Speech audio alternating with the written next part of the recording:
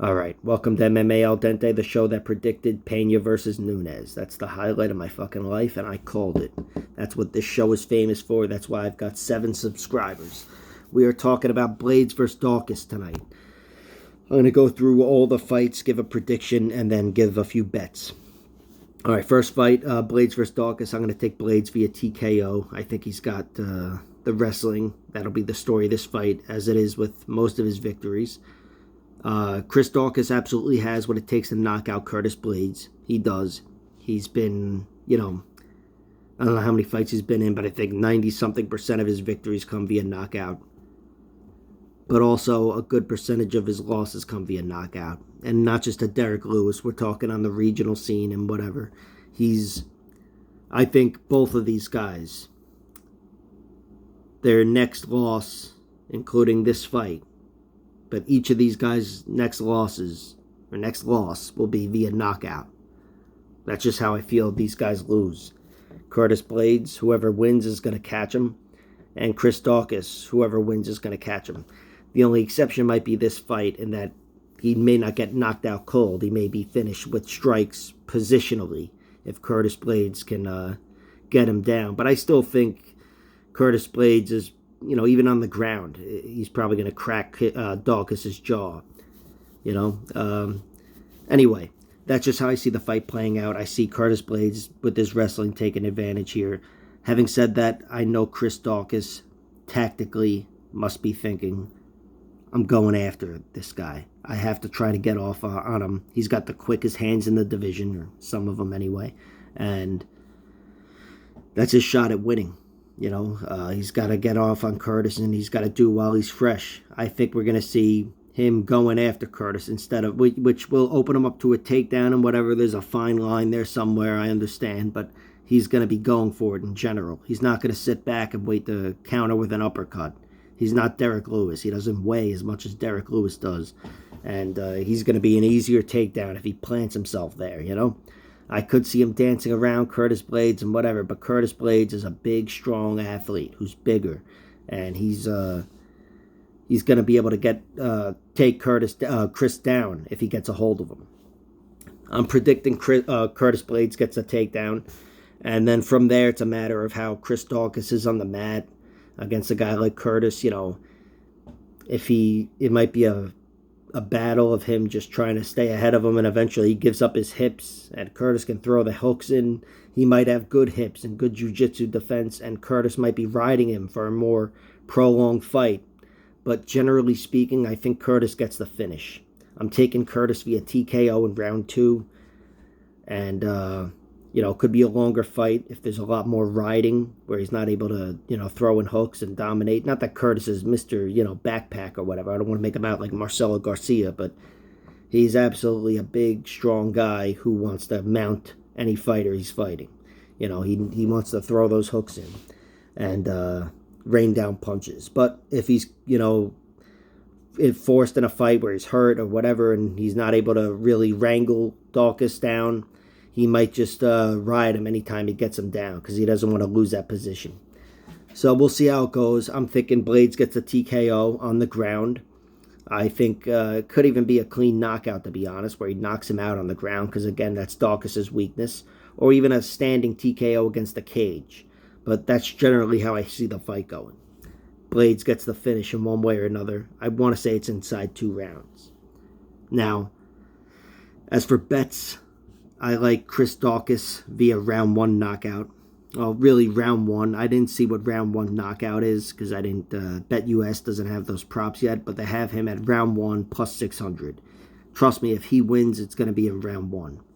They also have him via knockout, which is, if he wins, even more certain than I am of it being round 1. It's going to be via knockout. That's plus 425. That's also good if you're not certain on round 1, because I suppose there's a chance he could catch Blaydes, at the beginning of any round. But again, I don't see the fight going as long as I think some people do.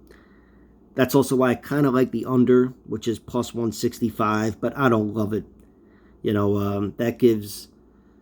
That gives us the whole first round, which is when I think the finish is most likely on either side. Daukaus in the first minute and a half or Blaydes in the second minute and a half. But it also gives you a little bit of round 2. in which there's another opportunity for Daukaus, but I would see, if they get into round 2, I would think Blaydes is going to be taking him down early in round 2. So, I kind of like plus 165 for under 1.5 rounds, but not as a solid bet. That's more of like a sprinkle, just a whatever. It's probably not even worth it. But the smart move here is betting on Daukaus to win at first round as a hedge against Curtis Blaydes to get a finish at minus 140. Curtis Blaydes via finish gives you 5 rounds. And again, I don't know how it's going to go with him on top, but I can almost guarantee you Daukaus isn't going to last 25 minutes with Blaydes on top of him. Next up, Wood versus Grasso. Jojo Wood versus Alexa Grasso. I like Grasso to win via unanimous decision. I think Grasso is a sharper fighter at this point, on the feet, on the ground, anywhere. Joanne Wood, she's lost 3 out of her last 4. One was a razor-thin split decision to Lauren Murphy, who challenged for her title. But the other 2 fights, she got smoked with submissions. Tyler Santos, who beat her down and then got a submission. And then Jennifer Maia, who's also fighting tonight, or on this event. And, you know, that's just not good. She's got weak submission defense, always has. She's got more submission losses in the UFC than I want to say any woman that I can think of. Marina Moroz, Jessica Andrade, the aforementioned 2. I love that word, aforementioned. And someone fucking else. Rose Namajunas on The Ultimate Fighter. She's submittable. That's still a gaping hole in her game, even at this point. And Alexa Grasso, while she's no submission artist herself, well, you know, she's not a submission machine anyway. She had a deep armbar on Carla Esparza in the 3rd round after she arguably lost the first 2. It was a close fight. She did lose the first 2, but she absolutely won the 3rd and smoked Esparza, where that fight was a draw in my opinion. And that's her only loss in her last 4, in which she's won 3 out of 4, as opposed to Joanne Wood or Jojo Wood, whatever the fuck, losing 3 out of her last 4. So they're trending in opposite directions. I got the angle there, whatever. And I really like Grasso to win here. You know, I think on the feet she's a sharper fighter. Joanne Wood's got good Muay Thai and whatever, but I see Grasso boxing her up. She's just a better athlete, and she throws more volume. She's got good cardio, as I mentioned, that big 3rd round against Carla Esparza, of all people.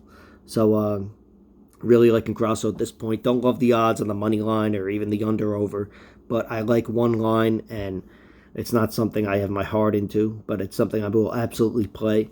And that's Alexa Grasso via submission. Plus 900. $5 to win 45. That's what I like out of that. I think, you know, no matter who you are, no matter how you bet or whatever, these props, when you see something, you should pounce on it. For her to get submission and plus 900, that's incredible. Those are incredibly steep odds, in my opinion. So I like that because not so much that it's Grasso's strength, even though she's shown something there, but it's Joanne Wood's absolute weakness. So I'll take that. Next fight, no bets on this one. Askarov versus Kaikar France. Do I even have to say what my prediction is if I'm not betting on it? Askarov to win a decision. Look, Kaikar France is awesome, but he's maybe a little overrated. I don't know.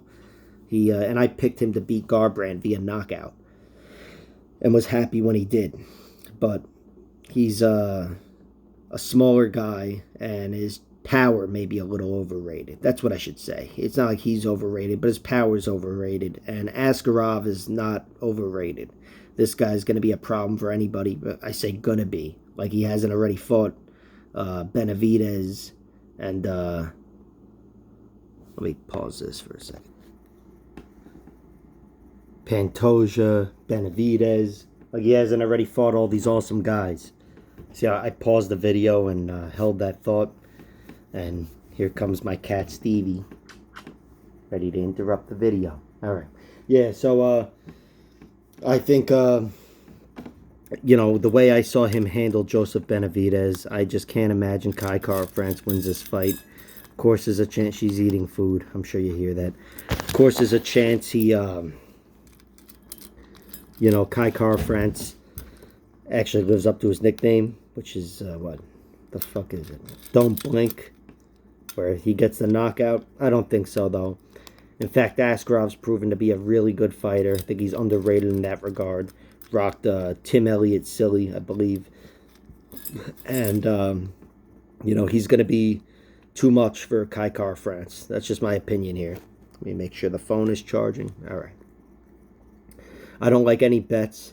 Of course, if I liked Kaikar France's chances at all, I would sprinkle something on him in one way or another because he's a big underdog, but I just don't like it.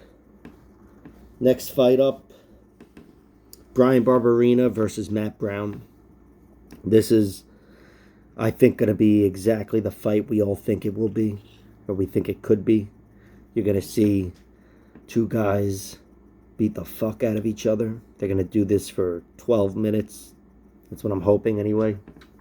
I'm seeing a finish in this fight. That's my prediction. Nice asshole, Stevie. I'm thinking, my prediction is round 3 via knockout. That's my prediction. I really think either fighter can win this fight in, you know, the later rounds, 2 or 3, with a knockout, because that's the kind of fight I expect. Zook, you're ruining the video.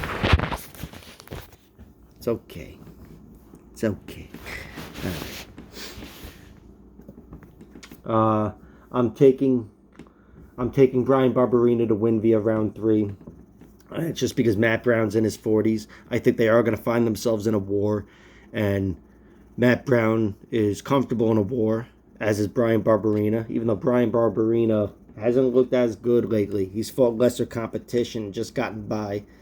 And he also lost, even though it was a wrestling battle, he lost to Jason Witt.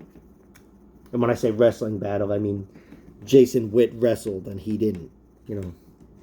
Stevie. And, yeah, Bryan Barberena, he's not going to find a wrestling battle here. Neither is Matt Brown. These guys are going to cut each other up. I think Matt Brown has sharper elbows. Bryan Barberena has heavier elbows. I think these guys are going to throw elbows. And I'm trusting Barberena's durability will hold up. I'm assuming both guys will be hurt. This reminds me back of, ironically, when Matt Brown fought Amir Sadala. And I think Jesse Taylor was the one who said somebody's going to lose an eye in this one. And somebody did. No, nobody did. But speaking of which, check out my Amir Sadala video. You know, I made that earlier. If you're one of my newer subscribers, from the fucking few of you. Hey, Stevie, show everybody how cute you are. Good girl. All right. And she comes in with the headbutt. And, yeah.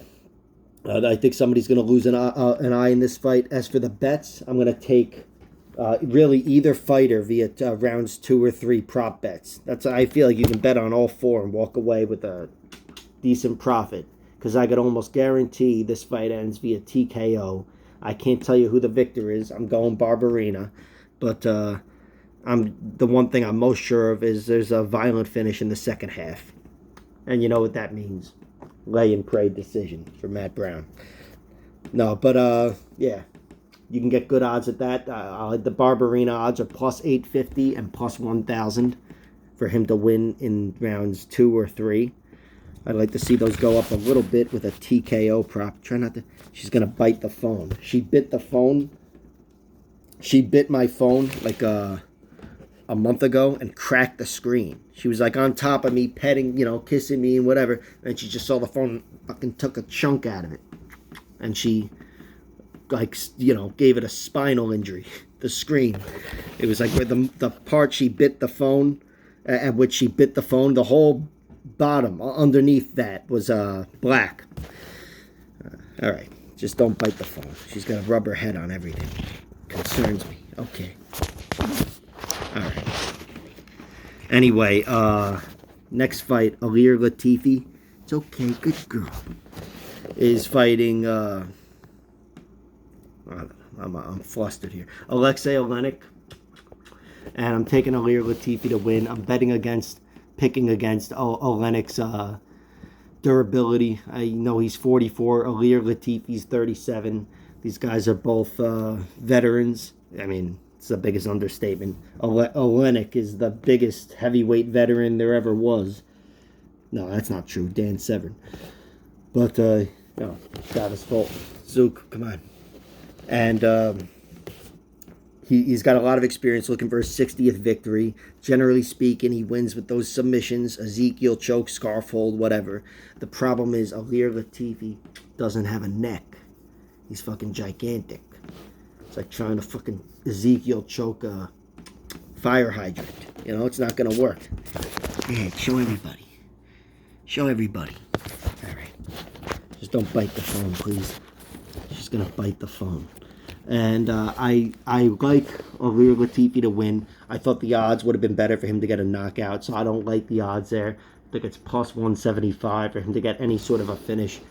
But because Latifi, I can't trust his finishing ability, you know, certainly with his hands. He's got, or even submissions. He's obviously got hands and submissions, but he's going to have a lot of trouble getting in on Oleinik. Not that I expect Oleinik to stick and move or anything like that. In general, I am picking Latifi to win. Can't say if it's going to be via knockout or submission. I am inclined to say knockout in round 2, but or even late round 1. But, you know, again, I don't trust his capacity as a knockout puncher, and I don't trust Oleinik not getting a hold of him. You know, there's a size discrepancy there, so it's not. I have trouble picking the round and whatever. I'm not going to bet on it, but my prediction is Latifi via knockout. I'd love to see Oleinik get a submission victory or any sort of a victory. Latifi would have to get himself tired and engage in a grappling match, which, you know, he's got all the power not to do. All right, next up, who the fuck is it? The main event. Magny versus Max Griffin. This is an interesting fight. I really like both these guys. Magny's one of my favorite welterweights. He's one of those workman guys that just, you know, he was under the radar for a while. And then it seemed like a few years ago, everybody decided to respect him. I really like Neil Magny, and I'd love to see him get a victory here, and I think he's gonna. Max Griffin's a big, strong athlete with, you know, he's a good athletic fighter. He's gotten some knockouts recently, had a big decision win over Carlos Condit recently, and then he also knocked out Ken Ansong and whoever the fuck else. Try not to, okay. I really like Neil Magny to win round 3, though. And on that alone, I would bet on Neil Magny and pick Neil Magny. I'm picking Neil Magny to win. I look fat like this. I am fat. I forgot. I'm picking Neil Magny to win. All right. Via decision based on him winning round 3, but I don't like any bets on that. Fucking move along here.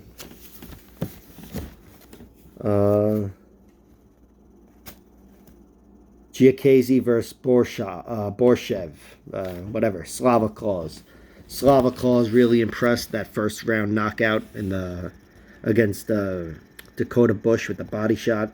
But Diakese, I don't know. I feel like he's a live underdog, as they say here. He's plus 155.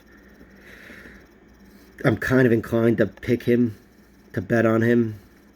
If you ask me to give a prediction for this fight, I had trouble with that myself. I guess I'll take Diakese via decision. But, you know, betting on it, I'm absolutely going to sprinkle something on Diakese. I don't know much about Borschev as a fighter. I want to see him, you know, his career progress, what he looks like in round 3, certainly against a good fighter. But I know what Diakese looks like in round 3. And I know what he looks like against good fighters like Rafael Fiziev and Drakkar Klose, Joe Duffy, whoever the fuck, Lando Venata. He won round 3 against every one of these guys. He's only lost round 3 once, and it was against Nasrat Haqparast. And of course, he was finished in round 3 by Dan Hooker, so he lost that one. But other than that, this guy is undefeated in round 3 at the UFC level. He's a bona fide cardio fighter. You know, this guy's got great cardio, and it's funny because a guy that's, you know, he's big and strong and he's explosive, but like I said, he carries that with, it could just be his heart and whatever, but, you know, whether it's his heart, conditioning, he's there in round 3 always. And against an inexperienced fighter like Borschev, I just think, and Diakese, I think, you know, with his knockouts and whatever, he's an underrated grappler because I know he's got grappling chops. I just want to see this fight go long, and if it does, in one way or another, I see Diakese winning this fight, or taking over anyway. Based on being sure he would win round 3, or at least not go away and be there, I'm going to pick him to win. I'll pick him to win via decision, and I'm going to absolutely bet on him.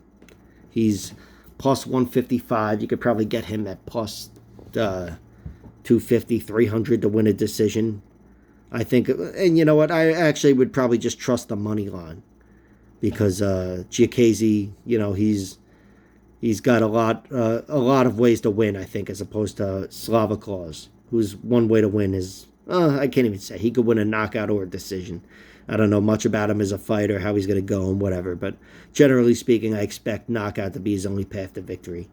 Not that it's impossible for him to win a decision, but like I said, I expect Diakese to be there at the end. I know he can be there after getting his ass kicked for 10 minutes. I don't know about that about Slavaclaus. So I'm going with the veteran here. Next up, Sarah McMann versus Carol Rosa. This is an interesting fight, to say the least.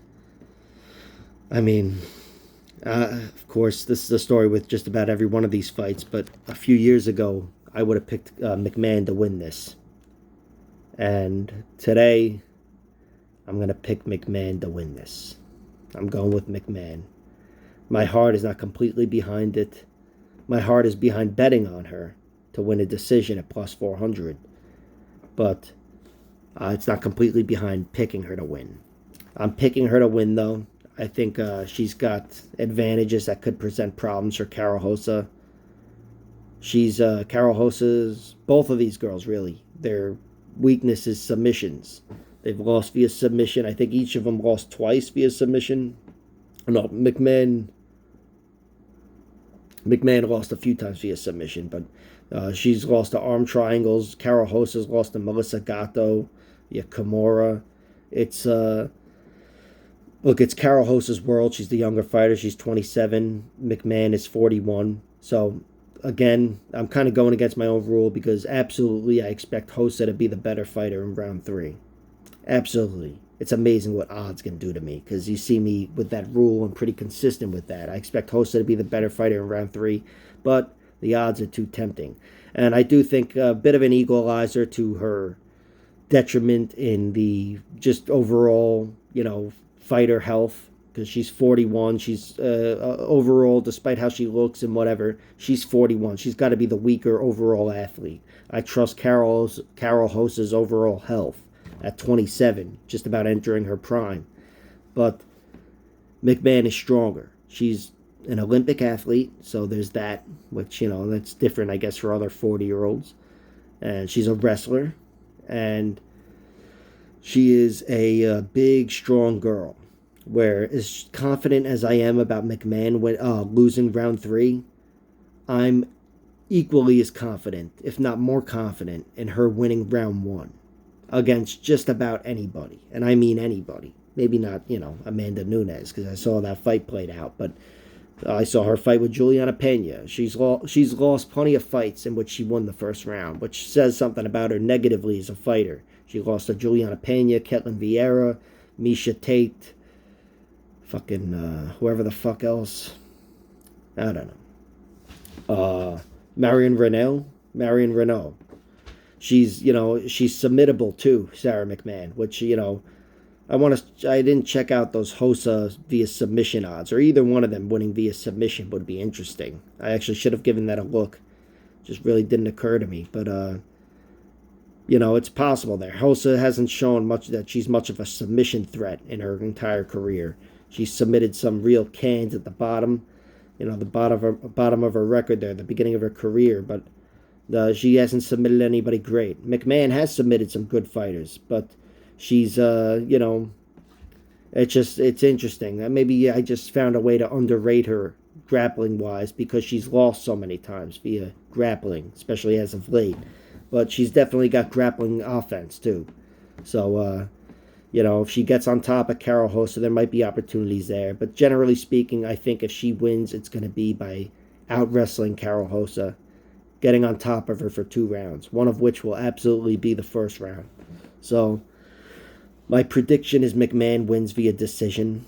I think she's got to find a way to both survive, because she goes into, she's got to be, she knows her own record, she's beatable and she fades. But I think she knows she's got to control herself in round one, hopefully, and get another takedown with strength, athleticism, or good old-fashioned wrestling technique.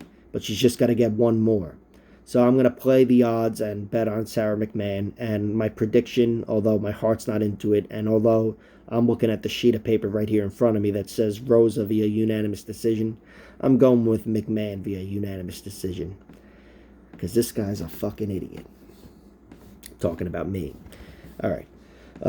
Next up, I'm going with Dana Bakeri. I don't know how to pronounce it. Dana Batgerel, but I think it's Dana Bakeri, and he's fighting Chris Gutierrez. This is a fight in which I'm predicting the underdog wins, and I'm going to bet on the underdog. That would be Chris Gutierrez at plus 115. I like Gutierrez in this fight.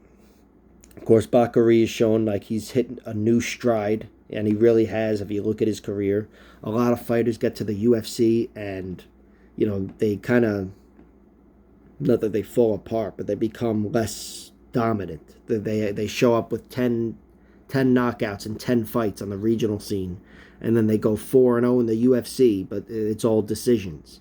We've seen that with plenty of fighters, but Damir Ismagulov might be one of them. But, Dana Bakeri arrived in the UFC. He lost a close decision to Haile Alektang. And after that, he's hit 3 knockouts in a row against bona fide UFC competition. Guys, 2 of which have only been knocked out once, just by him, Dana Bakeri, nobody else. He knocked him out for the first time. Toughest motherfucker there is, Brandon Davis. And also Guido Canetti, who's really fucking tough, but, he's 53 or something. I say that, but he just won via knockout like 2 weeks ago, which was awesome. No, but, can't take away from that knockout with his age, because nobody else has knocked him out before or since. Not, even though he fights every 18 months. Dana Bakeri has hit a new level in the UFC. Maybe his striking's coming together. He's finding that left hook that he never found or whatever, but he's got beautiful knockouts in the UFC. He could absolutely knock out Chris Gutierrez.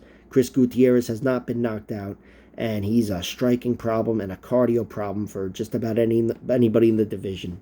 His striking, and in particular, everybody knows his low kicks, his leg kicks, they hurt.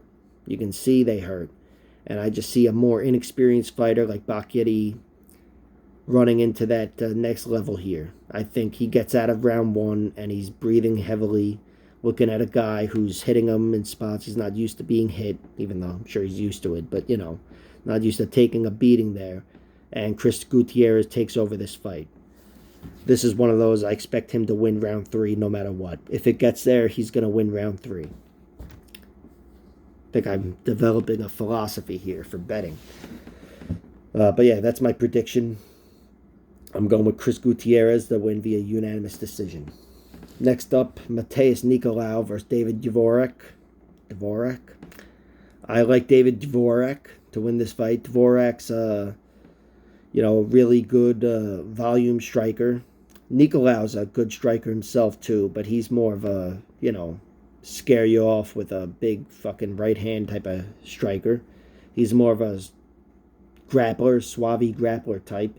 But David Dvorak, I think, is good enough to dictate where this fight goes. I think he's going to have the wrestling edge and the athletic edge. And I'm also thinking in general he's going to have the striking edge, although he's going to get clipped in this fight. They're both going to get clipped. I don't have my heart into it, but I'm picking David Dvorak via decision. We've seen Nicolau steal already plenty of close fights. He's just one of those guys who's got that knack. I was sure Manel Kopp beat him. I was sure he got the better of him anyway, but when they read the decision, I was like, I don't know about this. He's fighting Nicolau here. And sure enough, Nicolau gets the decision. Could have been unanimous. But, robberies aside and whatever, I do expect a close fight here. I would love to see this on the ground too. I want to see everything from this fight, and I expect we will. But generally speaking, this fight will be fought mostly on the feet, and I think Dvorak wins with this volume.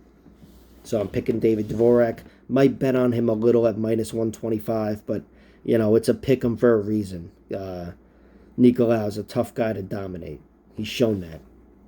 All right, next fight. Manon Fiorot versus Jennifer Maia.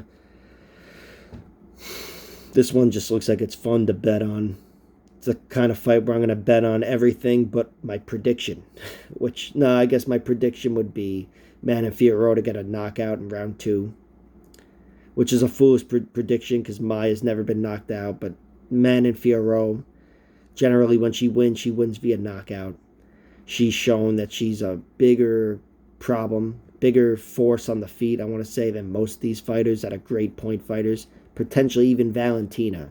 She's not nearly as good of a striker, I want to say, as Valentina. Valentina's smoother and sharper, but Manon Fiorot is more dangerous. She's like a fucking Gilbert Ivel of this division. She's a problem, and she's a tough girl to wrangle.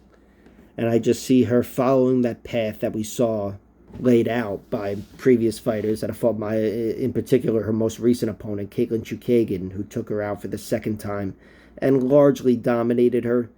And Manon Fiorot, I could see dancing around her like that and putting her away because she's got really hard strikes and she mixes shit up. Body to the head, punches with the kicks, whatever. She's, a long, tall striker. She knows she's got to stay away from Jennifer Maia here. She's got to be very athletically defensive in one regard, looking to sprawl and whatever, because Maia's going to be looking to get in on her. But she's an offensive fighter, and I'm expecting a finish. That's what I'm predicting. As far as betting on this fight, I'm betting on the finish. I like plus 190, under 2.5 rounds. That's good for most fights. Because, somebody could get cut and whatever. There's always that. But in general, they're betting on this being WMMA, and they're betting on Jennifer Maia's toughness. But I think what they're also betting on, these odds makers, is her getting her ass kicked.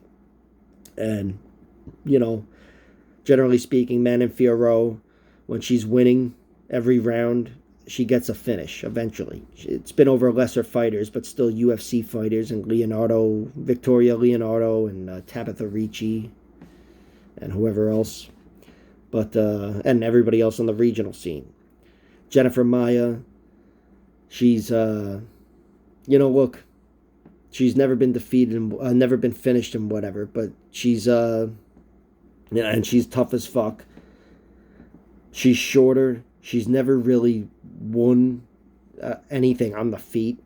I don't know if I've ever seen her win a round on the feet, now that I'm thinking about it. She's won rounds with takedowns and smothering people up against the cage. Maybe she beat up Roxanne Modafferi for a round or whatever, but she's in-your-face type of fighter, and she's got to get in on someone who's much taller and much tougher to deal with athletically. She's a physical monster, Manon Fiorot. So I really like the under here. But, Manon Fiorot via TKO is not that appealing because I like the under because it hedges with a Maia submission victory. Now, Maia to win via submission, it's definitely more likely than anything with a TKO. She's got to get a good moment.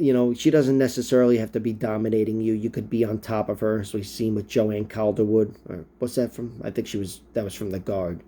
But, she's got to have an opportunity there. I don't think it's going to be a moment where she's winning the fight. I think it probably comes early, or if not, it comes from a defensive position like that.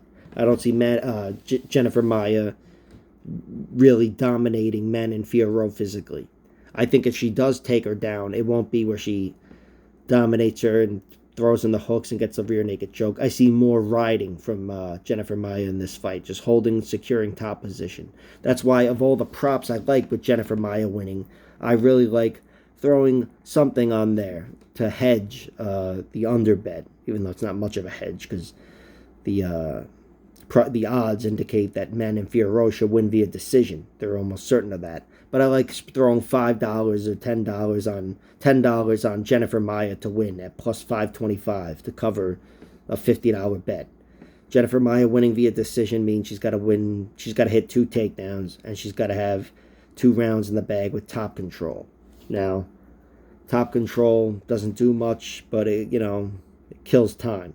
So that's definitely her biggest path to victory. I'm not confident in it. I'm much more confident in McMann and Fiorot getting the finish. And plus 190, I feel like that works for me, under 2.5 rounds. Next up would be Ali Ashkabab Khizriev versus Dennis Tiuliunin. I don't know. You know who I'm talking about. Just you read these fucking names. Tiuliunin is, I want to say, an underrated guy. If you look at his record, he's got 2 split decision losses, 1 technical submission showing he's a tough motherfucker, and 1 straight up submission to a fucking monster via Kimura. So this guy's a deceptively tough fighter, and he's got good hands. He's also much bigger than Khizriev. He's 6'1" as opposed to Khizriev's 5'9". But I'm gonna take Khizriev to run through this guy. And he's not a guy that I think a lot of people would run through just looking at his record. But this Khizriev looks like a problem. We saw him on the Contender Series. He's got everything. Not that we saw it on the Contender Series, but he does have everything. Punches, kicks, knees, elbows, wrestling, submissions, cardio. I've seen this guy in round 3, and he doesn't stop throwing. He doesn't stop going for the finish. He's going to be a problem. I am a little concerned about his size and stature, but that might come into play with bigger fighters, with elite bigger fighters, as opposed to Dennis Tiuliunin. I'm taking Khizriev to win. I'm picking him via submission round 1. I don't really like the props for any of these options here with the 2 fighters. Well, everything with Tiuliunin looks good, but it's not going to hit. I'm taking Khizriev. There is a chance, the guy did have a long layoff. The Contender Series fight was like a year and a half ago, and before that he hadn't fought in 2 years. He's got he could be rusty and whatever, but he's young enough where he's probably sharp and whatever. He's I see a hungry fighter getting a statement victory here. And the first fight of the night, the last fight I'll be covering, is Luis Saldana versus Bruno Souza. I'm taking Bruno Souza. I like this guy just based on, his 3rd round that he had against Bagdasaryan. Meldik Bagdasaryan beat the shit out of him for 10 minutes, and this guy didn't go away and took round 3 from him. Luis Saldana, he's had some good fights inside the UFC, but he's, I don't know. I've never been impressed with this guy. He's had like a half hour to impress me, and he just hasn't. I'm going with Bruno Souza. These odds are almost even, so you can get him at minus 120, I think. But again, based on him being the stronger fighter in round 3, that's my hunch. I want to say he wins this fight. I don't know how it's going to look early, but I think he's going to be the stronger fighter there. And my heart's not into betting on him at minus 120, but I like picking him, Bruno Souza. All right, so now I'm going to go through the bets. If you made it this far, you listened, then you don't need to listen to this, but in case you didn't, here are the bets at the end. I like Chris Daukaus to win via, well, I don't like him to win, but I like betting on Curtis Blaydes to win via finish, minus 140, doing a sizable bet with that, and hedging that bet at a 6 to 1 odds, Chris Daukaus winning in round 1. If he wins, that's how he wins. I like Grasso to win via submission, plus 900. Again, I don't like that. I like sprinkling something on that. I should have just said that. I like sprinkling something on Grasso to win via submission, 900. That's Joanne Wood's biggest weakness, and that's Grasso's potentially underrated strength.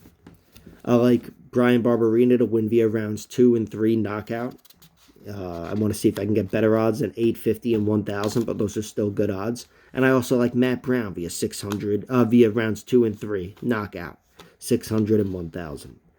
Sounds foolish or whatever, but that's just how I see this fight going. I see a 2nd or 3rd round knockout for either fighter. I'm picking Barberena, and I'll be betting more on him, but I'll sprinkle something on Matt Brown.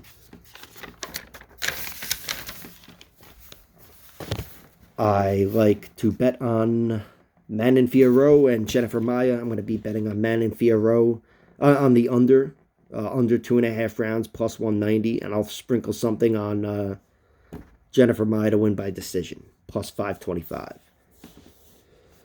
I like Sarah McMann to win by decision plus 400. That's not something my heart is totally into, but not totally out of either. I like Chris Gutierrez to win by, really just a win flat. I like the money line because you never know how it's going to go with an inexperienced fighter, especially if he starts feeling things he's not used to feeling, where he can't walk. But in general, Chris Gutierrez taking over this fight's enough to have me back his money line. I'm picking him by decision, but I'm betting the money line. And I like David Dvorak to win the fight. Minus 125.